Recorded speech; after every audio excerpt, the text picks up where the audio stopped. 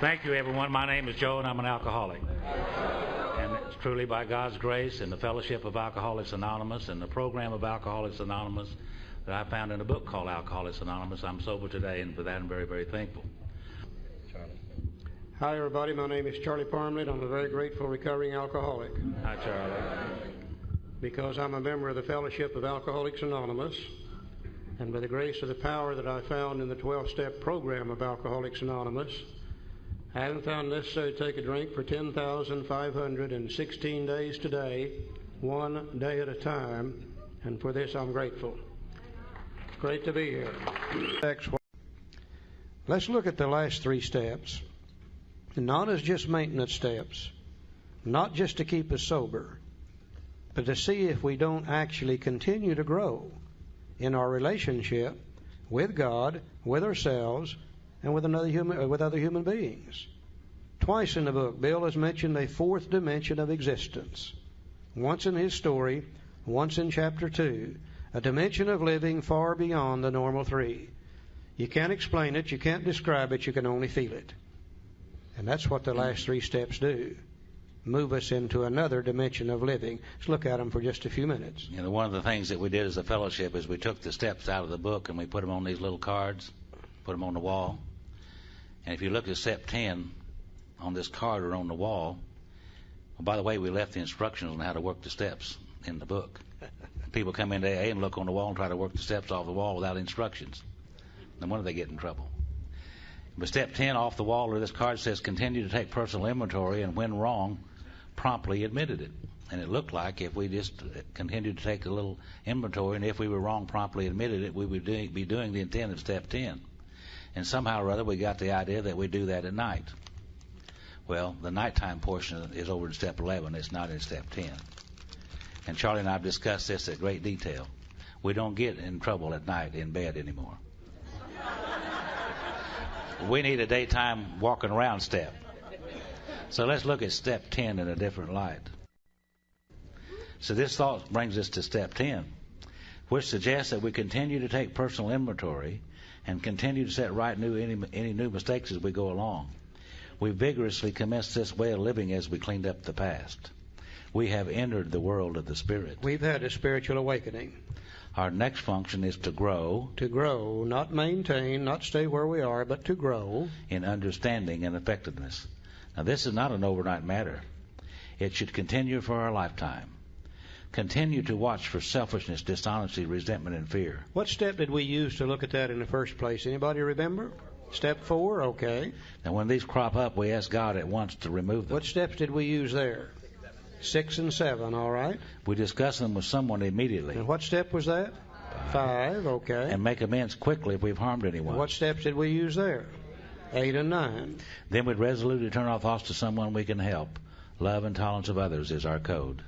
It looks to me like if we follow the directions in the book, that we will be doing steps 4, 5, 6, 7, 8, and 9 every day on a daily basis for the rest of our lives.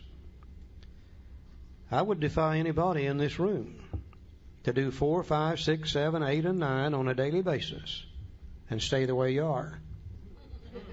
You absolutely cannot do that. I've got that little inventory sheet right up here in my head, just as plain as day, and you do too. And what I've trained myself to do, if I get screwed up at 9 o'clock in the morning, used to I'd wait till I went to bed at night to do something about it. Well, when I do that, I've wasted another day in anger and worry and depression and etc. I finally trained myself that when I get screwed up about 9 o'clock, get off in the corner by myself. Say, okay, Charlie, who are you mad at? What did they do to you? What part of self is affected? What did you do, if anything, to set it in motion? Which character defect has come back to the surface? I can't get upset unless one of those old character defects has come back selfish, dishonest, self-seeking, frightened, or inconsiderate. I can spot it in just like that. I say, okay, God, you know I don't want to be this way. Please take this away from me, this selfishness or this dishonesty or whatever it is. I try to discuss it with someone immediately. preferably my sponsor. Sometimes I can, sometimes I can't, but I try to. Then I make amends quickly if I hurt anybody in this process. 10, 15, 20 minutes, it's all gone. The rest of the day is okay. I have wasted all the time that I want to waste in resentments and fear and anger and worry and depression and etc. I don't have to do that anymore. My God, I love to feel good. I just don't want to waste any more time. What little I've got left and that other kind of jazz, I've got a tool here that works every time. And as you continue to take personal inventory, as you continue to look and see who you're mad at and etc. and etc. and etc., you're going to learn more about yourself.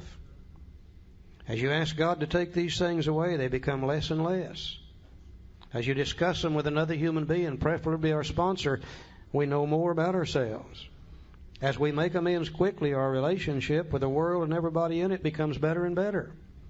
You can't do step 10 the way the book says and stay the way you are. You just can't. Your relationship with God, with yourself, and with your fellow man will become better and better and better and better. A new dimension of living that we never dreamed existed. Now be careful. This is just like 6 and 7. This is the other changing step.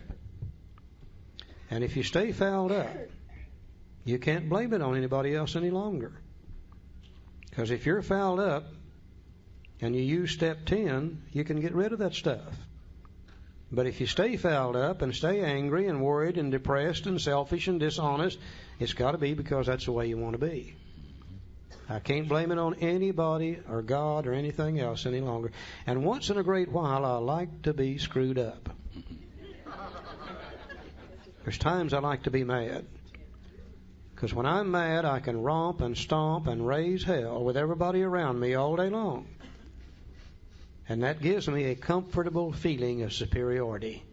And once in a while, I just love it.